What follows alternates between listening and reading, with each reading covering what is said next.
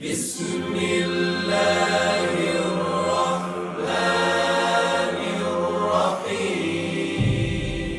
ألف لام را، تلك آيات الكتاب المبين. إنا أنزلناه قرآنا عربيا لعلكم تعقلون.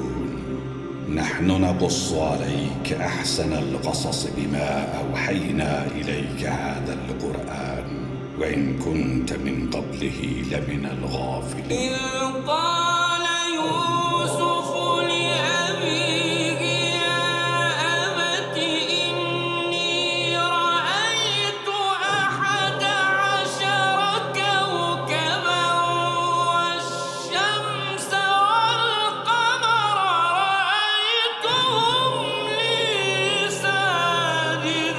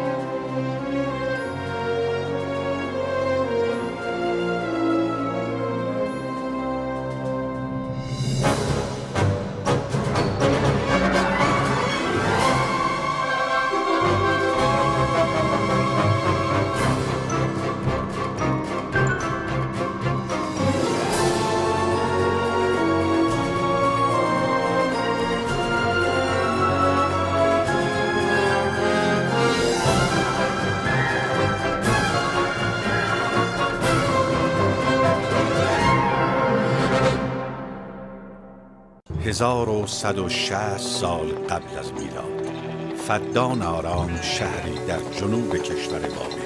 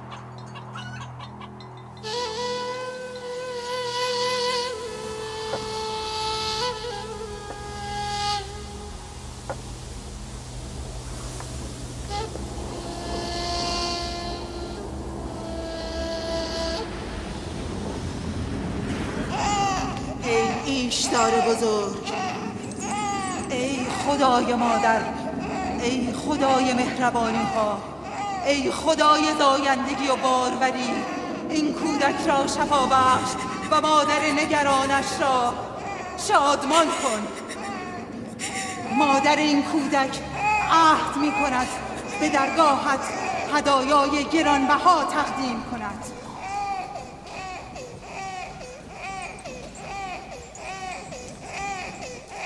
من از ایشتار بزرگ خواستم که فرزندتان را زنده نگاه دارد. او تقاضای مرا پذیرفت.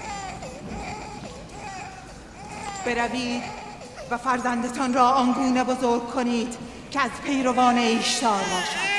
از شما من از ایشتار بزرگ سپاسگزارم. درود بر ایشتار مهربان. از شما سپاسگزارم. فرزندم در حال مرگ بود، شما او را زنده کردید. درود بر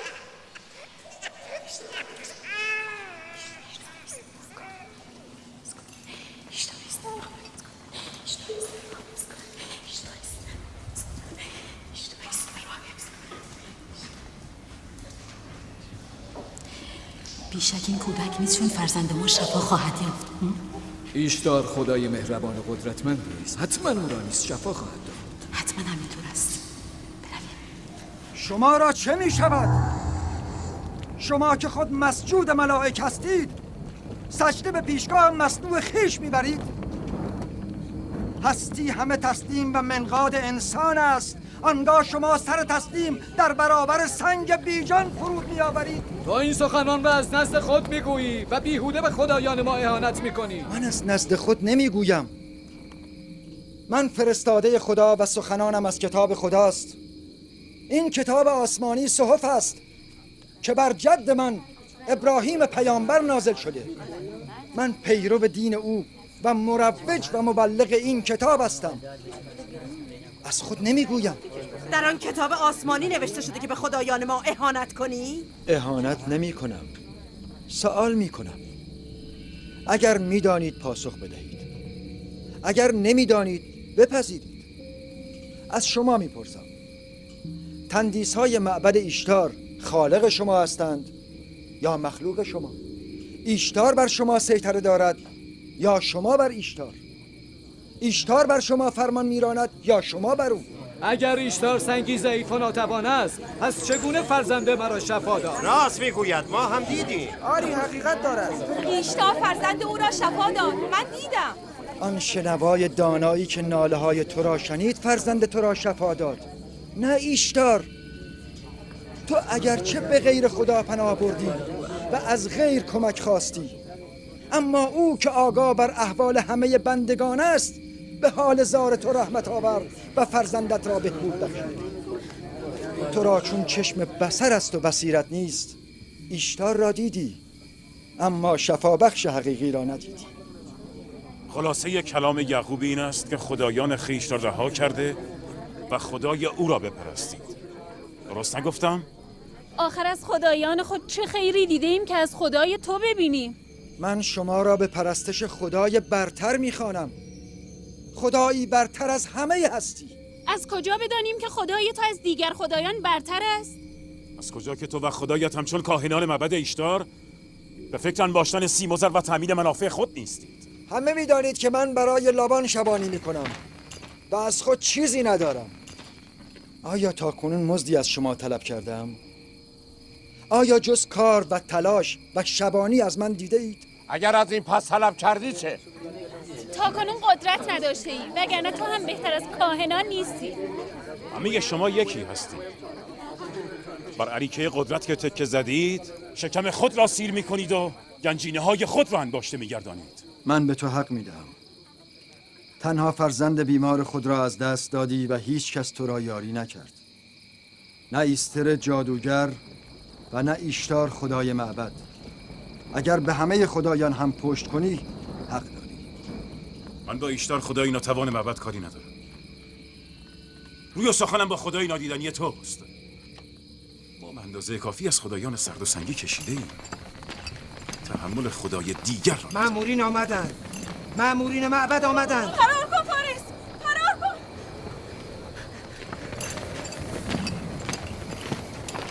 از آن طرف. بروید دستگیرش کنید. نگذارید فرار کنه. بروید.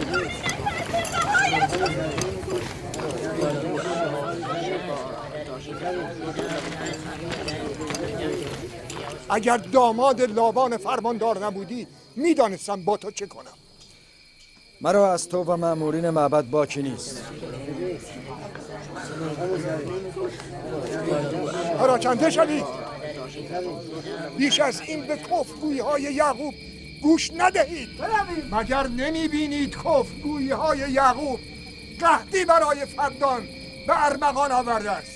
راست میگوید. برویم تا به نفرین ایشدار دچار نشده ایم. برویم.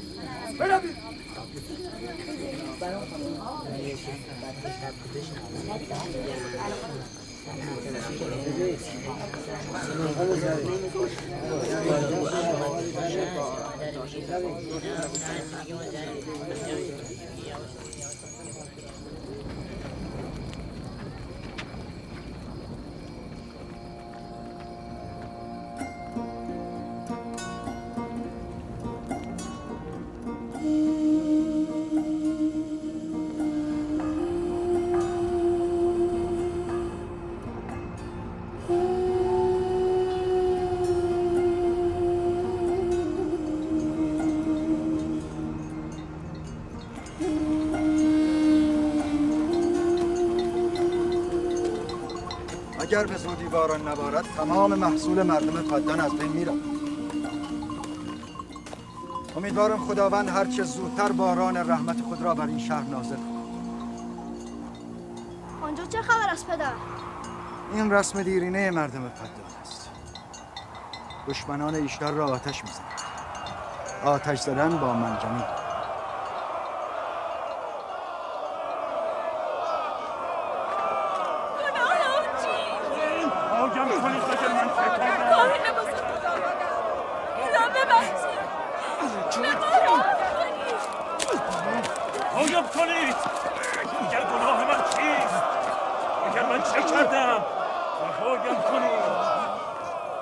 شما همینجا گله را نگه دارید، من ببینم چه خبر است.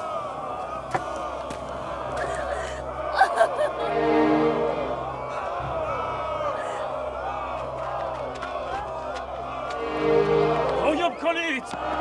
به ما راه کنید! اگر من چه کردم؟ رهایم کنید!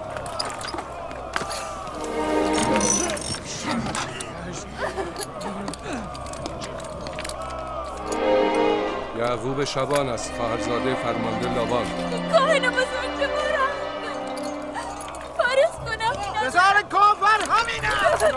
مردم فدان به دادم برسید. من بیگناه فارس باید تو یادات شود.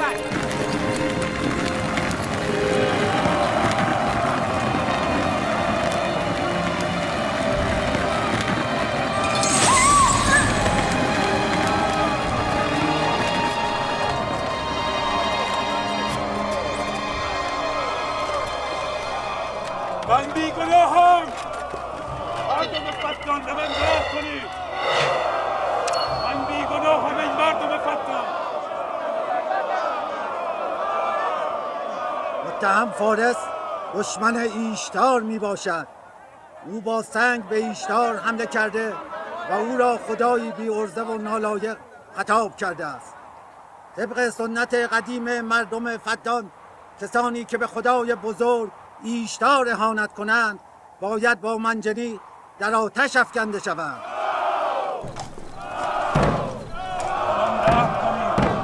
اگر گناه من چیست؟ از حق خود دفاع کردم. مردم فدان به من راه کنید. بیچاره فارس. من بیگناهم. به من راه کنید. به من راه کنید ای مردم فدان. گناه من چیست؟ گناه من چیست؟ من بیگناهم. بیگناهم ای مردم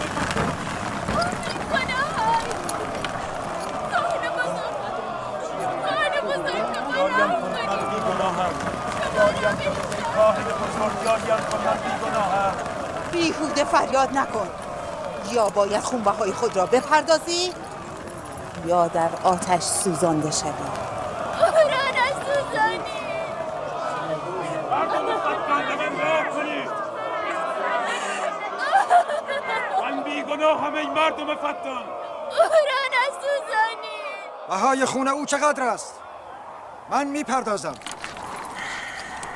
تو میپردازی؟ نه، او خود از دشمنان ایشتار است.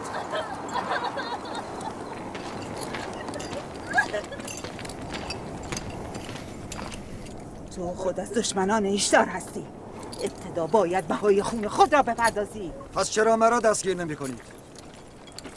مجازات منجنیق با آتش در خاندان من پیشینه دیرینه دارد.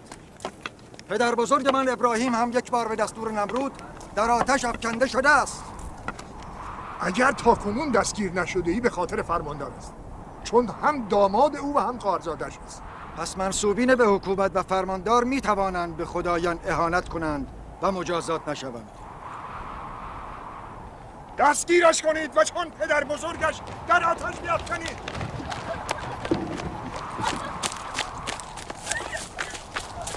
رهایم کنید! رهایم کنید! گفتم رهایم کنید! رهای! اینجا چه خبر است؟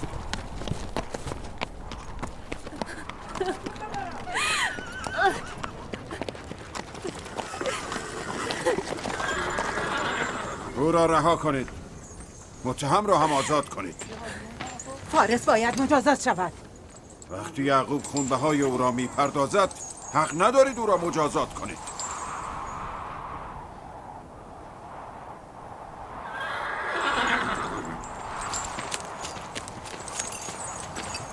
آزادش نکنید.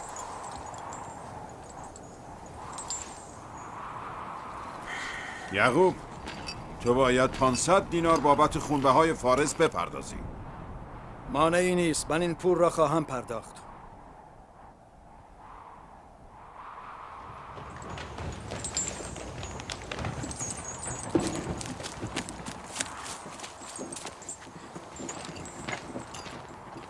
خداوند دایی خوبم لبان را حفظ کند.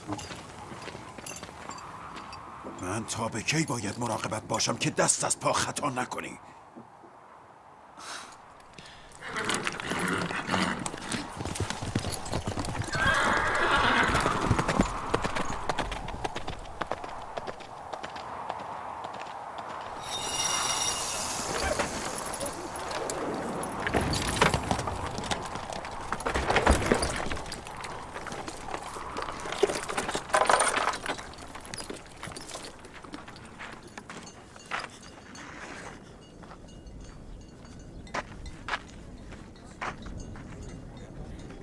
سپاسگزارم.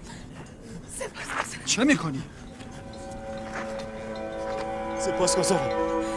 تا زمانی که خونبهای خود را پرداخت نکردم برایت سعی و تلاش خواهم کرد، برایت کار خواهم کرد. تو خاندان فارس را نجات دادی. تو زندگی ما را نجات دادی. برویم.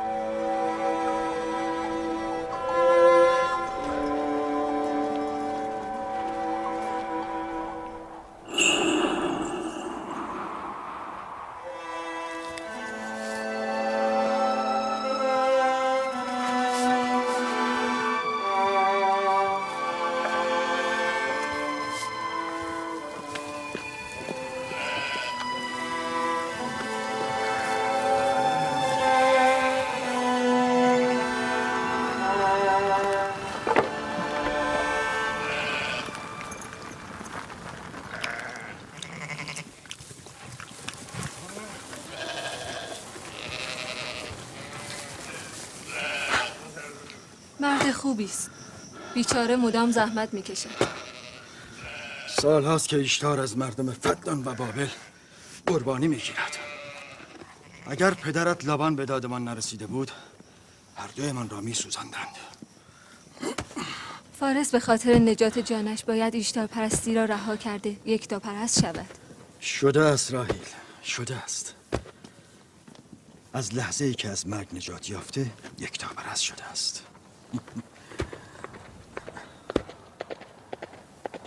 مسافر ما کی از راه میرسد؟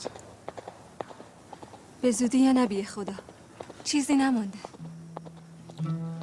سالهاست در انتظار فرزندی از تو هستم. اگر خدا بخواهد به زودی این انتظار پایان می‌یابد.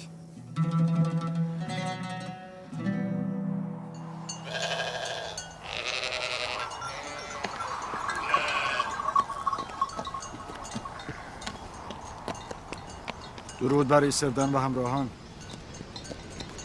درود بر یعقوب شبان. سپاسگزارم. میبینم هدیه به معبد ایشتار میبرید. خدایان را باید خوشنود کرد وگرنه امسال از باران خبری نخواهد شد. فکر نمی کنید شما بیشتر از خدایان به این خرما نیازمندید؟ بعضی با اهانت به خدایان خشم آنان را برانگیختند و ما باید تاوان پس بدهیم. شما اطمینان دارید که به اراده تندیس‌های سرد و سنگی معبد ایشتار باران میبارد؟ کفرگویی‌های تو باعث خشم خدایان شده و ابرهای بارانزا را از سرزمین فدان دور کرده است. دست از اهانت به خدایان بردار یعقوب.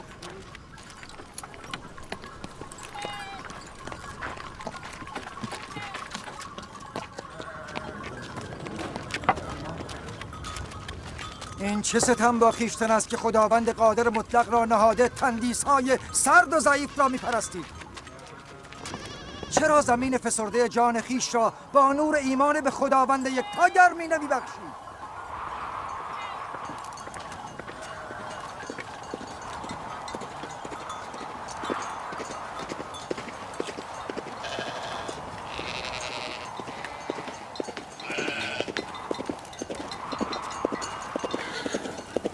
ایشتار بزرگ الهی باروری، معبدت را با خون دشمنانت تطهیر می کنم. باشد که خوش سالی را از این دیار دور کنی و باران رحمتت را بر مردم فدان بباری. ای ایشتار بزرگ، معبدت را با خون دشمنانت تطهیر می کنم. باشد که خوش سالی را از این دیار ببری و باران رحمتت را بر مردم فدان فرود آوری. مثل همیشه مقابل معبد ایستاد و به خدایان اهانت کرد.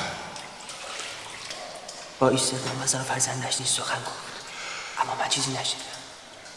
باشد که خوش سالی را یعقوب دست بردار و باران رحمتت را بر مردم فدان بباری. ای ایشتار بزرگ،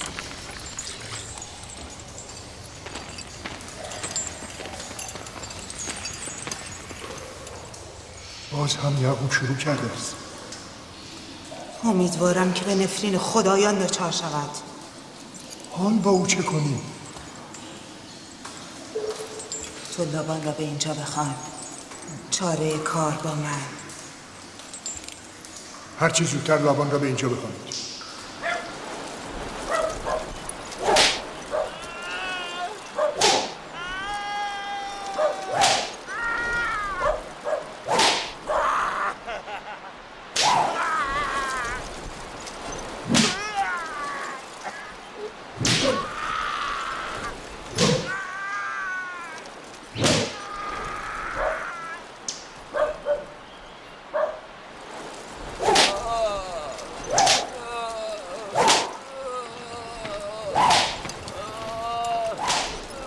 عالی جناب، بزرگ کاهنان معبد ایشتار از شما دعوت کرده که به دیدار ایشان بیایید. امر مهمی است؟ بله جناب فرمان. دست نگه دارید.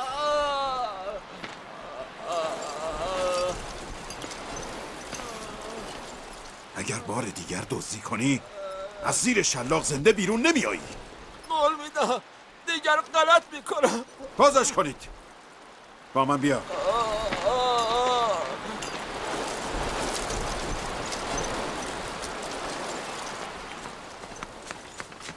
ظاهرا موضوع مربوط به یعقوب شبان. اعمال یعقوب به خودش مربوط است. من پاسخگو نیستم. او بر علیه خدایان سخن. این هم وظیفه کاهنان است که به او پاسخ درست بدهند. اگر توان پاسخگویی ندارید چرا مزاحم من میشوید؟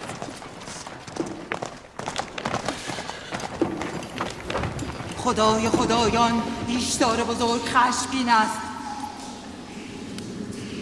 من وقتی میبینم خوشسالی و مرد مردم فدان را فرا خواهد گرفت. مادران داغ دیده میبینم. منتظر باشید. کاهن بزرگ را خبر. ایشدار را به خشم آوردند. ایشدار کفر و اهانت را در حق خود بر نمیتابد. کسی ایشدار را به خشم آورده است، آنکه به خدایان اهانت کرده به زودی مجازات می شود. ایشدار بزرگ قربانی می طلبد.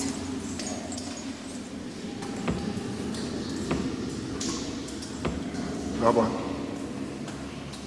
چرا مانع کفرگویی خواهرزادت یعقوب نمی‌شوی؟ مسئول ایمان مردم شما هستید، پاسخش را بدهید. من فرماندارم، نه کاهن. اعمال یعقوب به خودش مربوط است. اما او خواهرزاده و شوهر دختران شماست. من مسئول آرامش و امنیت فدان هستم، نه مسئول نظارت بر اعمال خواهرزادم. همین دلیل باید او را ساکت کنید. او آرامش فدان را به هم زده است. آرامش را به فدان بازگردان. به زودی قحطی همه فدان را فرا خواهد گرفت و یعقوب عامل همه این بدبختی است. چگونه است که یعقوب تاکنون موجب وفور نعمت و ازدیاد گوسفندان من بوده، ولی اکنون باعث قحطی و بدبختی فدان شده است؟ از آن رو که اکنون یعقوب به خدایان کفر می‌ورزد. پیشتر هم او به خدایان بابل ایمان نداشت. چرا آن موقع عقیده خود را پنهان می‌داشت، اما اکنون ابراز می‌دارد. باش در ملأ عام به ایشدار اهانت می‌کند. باید او را وادار به سکوت نمایی. باید؟ آره باید. فکر می‌کنی دولت بابل برای چه تو را اینجا منصوب کرده است؟ پس می‌دانی چه کسی مرا به فرمانداری منصوب کرده است؟ بهتر است این را هم بدانید که من از دولت بابل فرمان میگیرم، نه از شما و نه از معبد ایشتار. پس اشکالی ندارد اگر کاهن اعظم معبد ایشتار در بابل از این ماجرا مطلع شوند.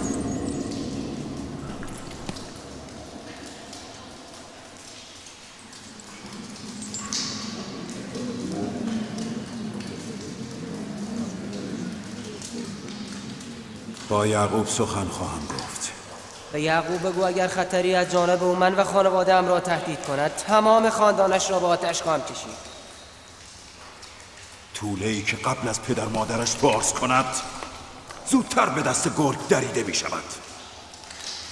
مواظب زبانت باش. این بار می بخشمت، بار دیگر بخششی در کار نیست.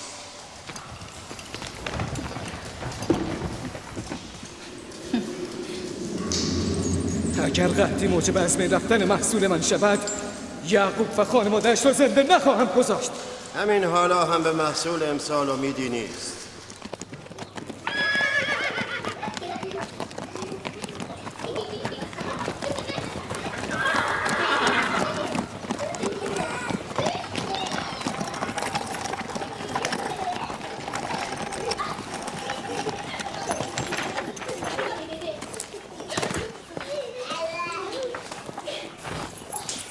سلام پدر، خوش آمدی.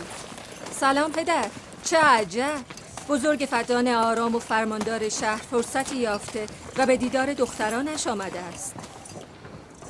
این یعقوب دست بردار نیست؟ چه شده پدر؟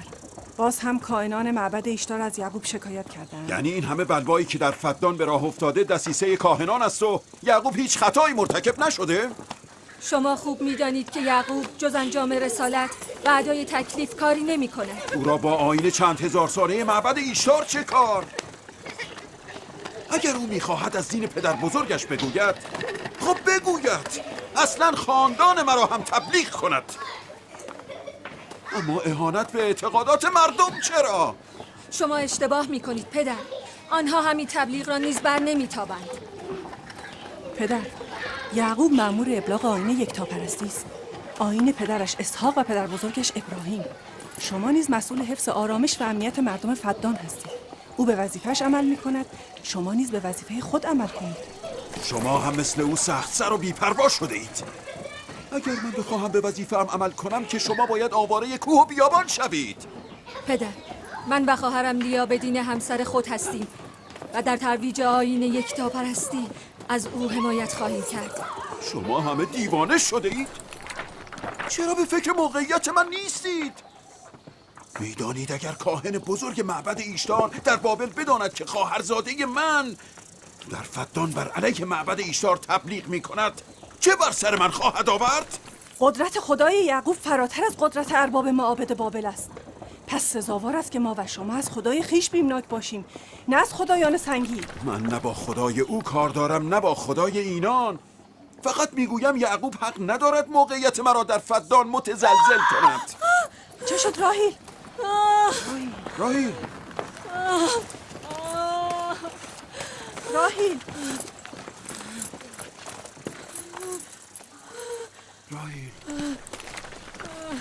راهیل چه شده دخترم؟ چرا رنگت پریده؟ وقتش رسیده. بله قابله رو خبر کن. کمک کنید. فارس؟ بله عالی جناب. به دشت جدون برو و یعقوب را بگو که زود به اینجا بیاید. عجله کن.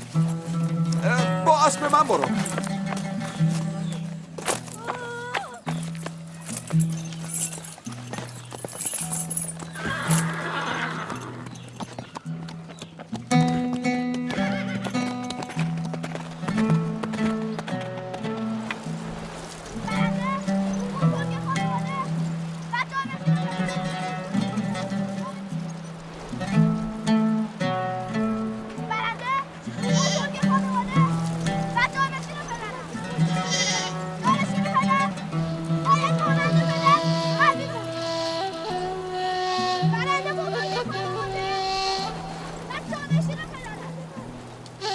شبانی هدایت احشام است و نبوت هدایت انسان ها. شاید به همین دلیل اکثر انبیا شبان بودند. من که اسرائیل هستم فرزندانم را با گوسفندان به صحرا آوردم که هدایتگری را بیاموزند. چرا فرزندان من بنی اسرائیل زورمداری و قلدری را معیار برتری و سروری می دانند؟ من که زورگویی و قلدری را به اینان نیاموختم.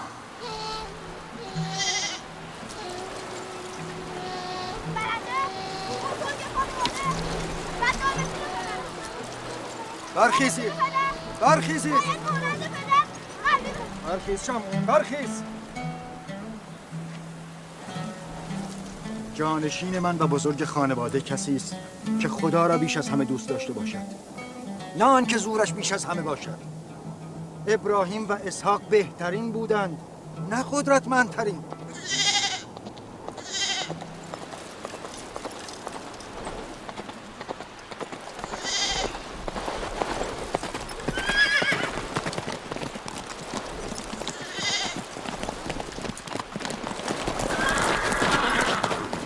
چه شده؟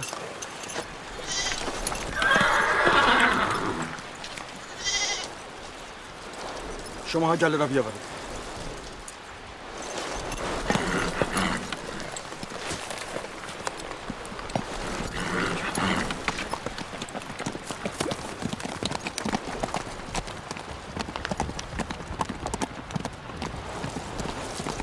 پدر کجا رفت؟ چیزی نشده، گله را جمع کنید باز می‌کنم.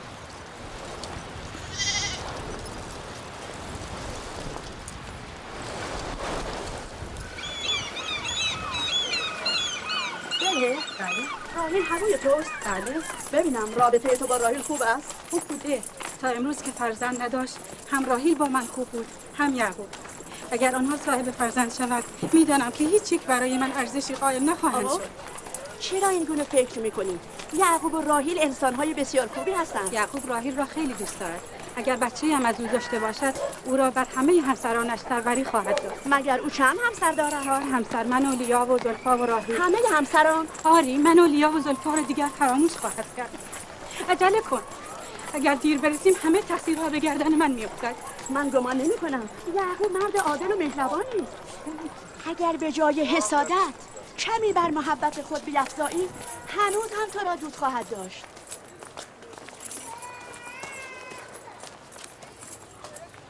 درود بر عالی جناب لابان.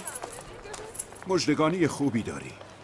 راهیل و بچه‌اش را از تو سالم می‌خواهم. نگران نباشید، من قابله با تجربه‌ای هستم.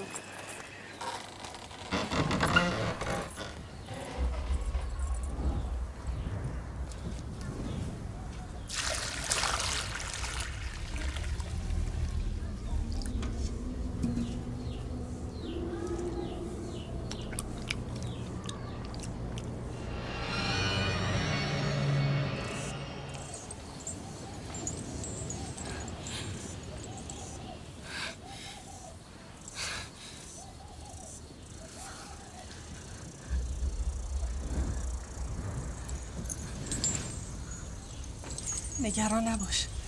خداوند بزرگ و مهربان است.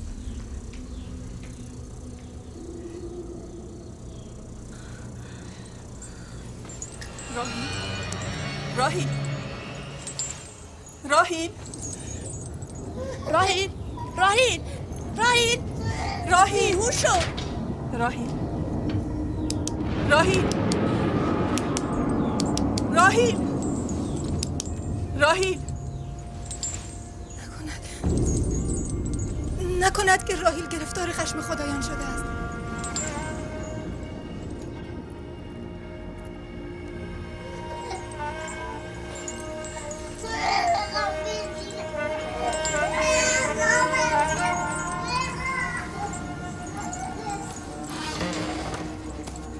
این بچه رو بگیرید.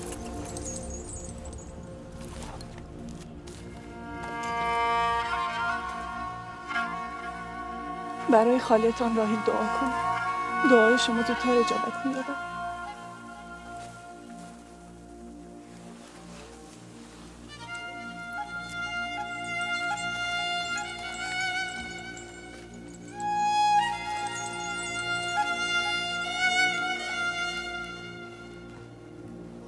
پس چرا کاری نمی کنید؟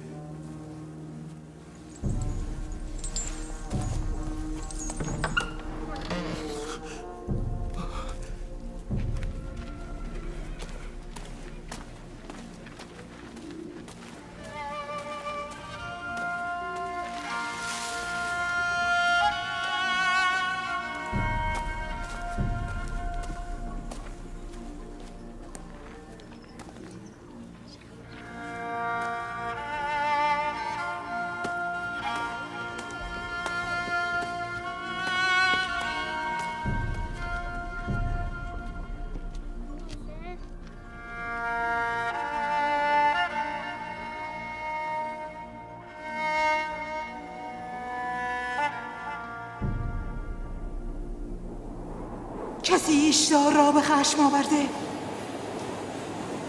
آتش و خون میبینم. سایه شوم مرگ همه جا گسترده است. آتش این کفر ابتدا دامن کافر را میگیرد. آنکه به خدایان اهانت کرده به زودی مجازات میشود. نکند او به نفرین خدایان گرفتار شده؟ دیدی ایستر در معبد نفرین میکرد؟ آری، گفت آتش این کفر ابتدا دامن کافر را میگیرد. آن کس که به خدایان و ایشتار بزرگ اهانت کند زودتر از همه مجازات میشود.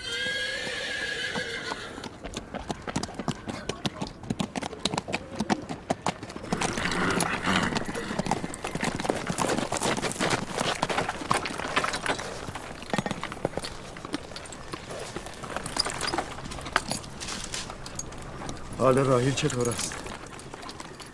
چندان تعریفی ندارد.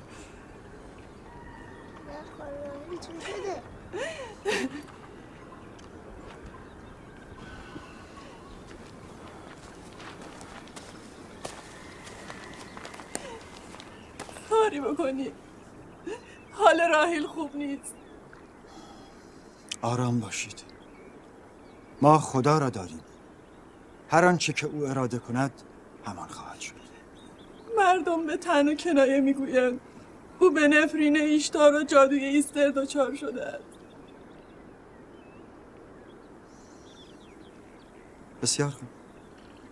حال ببینیم خدای راهیل و فرزندش بزرگتر و قوی‌تر است یا خدای ایستر. مراقب راهیل باشید. من باز میگردم. کجا می روید؟ ما را در این حال تنها نگذارید. آرام باشید. من به خلوت نیاز دارم. تو با خدای خود هر چه میخواهی بکن، اما من نمیتوانم دست بر دست بگذارم. طبیبی، دارویی، درمانی، کاری باید کرد. من نیز به سراغ طبیب میروم. طبیب واقعی.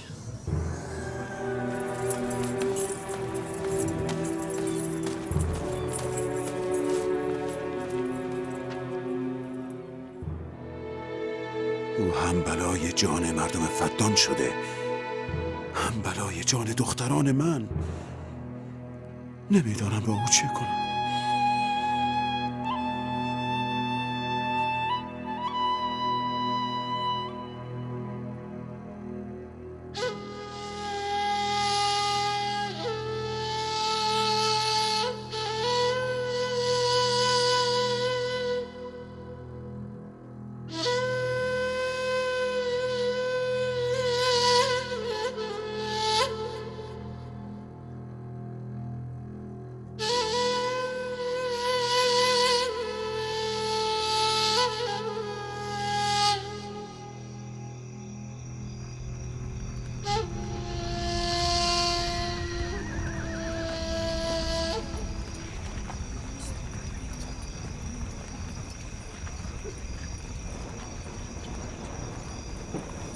چرا به سراغ ایستر نمیفرستن؟ قابلی توانایی است. راست میگویی. جناب لابان، به سراغ ایستر بفرستید. اگر او بیاید قابله توانایی است.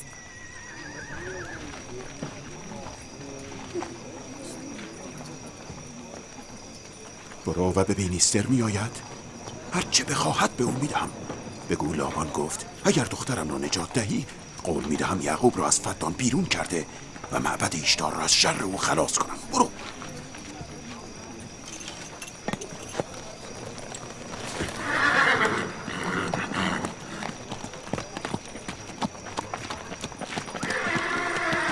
یعقوب به نفرین خدایان بابل گرفتار شده. سزای کفر به ایشتار بزرگ همین است. ببر صدایت را.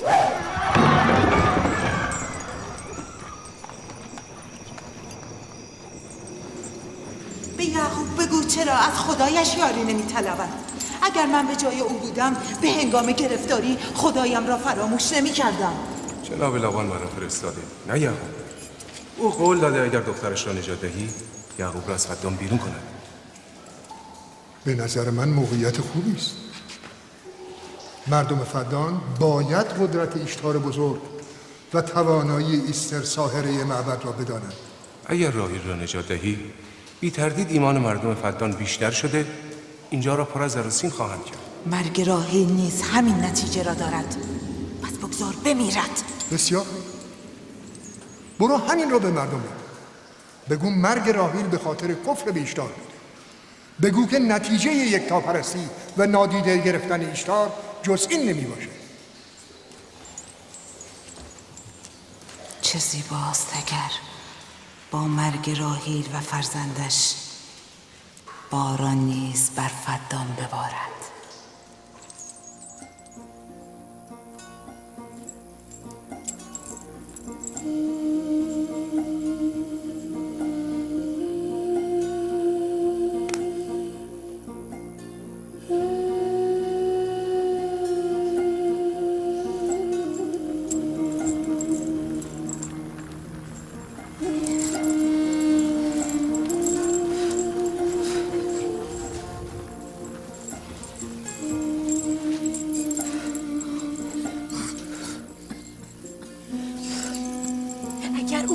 نیاید هر دو میمیرن.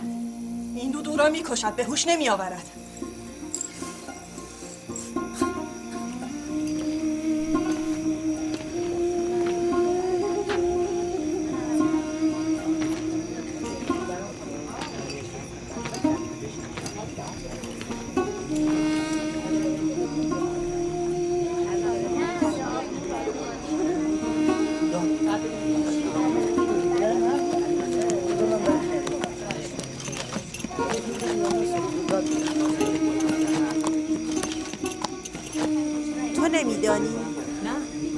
عاقبت کار را بدانم. خدای یعقوب پیروز می شود یا خدای معبد؟ خب معلوم است پیروزی از آن ایشتار است.